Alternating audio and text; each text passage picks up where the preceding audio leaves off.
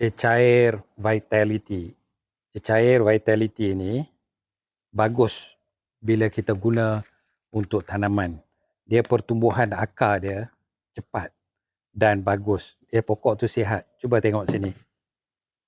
Nampak akar dia dah keluar. Dia senang. Bubur dalam apa pun boleh. Kita boleh titiskan dalam begini ataupun kita boleh campurkan dalam air. Ini sama juga dalam air ni kita boleh titiskan dia. Letak beberapa titis dengan air. Tengok akar dia tumbuh dengan mudah. Cepat keluar akar. Ini kalau nak pindah ke tanah, boleh. Kalau nak biarkan dalam air, boleh.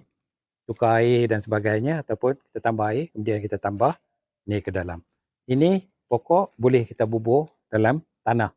Tanah kita boleh bancuh dengan air, kemudian boleh kita tuangkan ataupun kita titiskan saja dalam tanah ni. Jadi pokok ni, semua ni menggunakan vitality ni. Dia memang bagus, satu produk yang boleh kita guna untuk tumbuhan, untuk pokok-pokok di rumah dan sebagainya. Memang dia banyak membantu lah.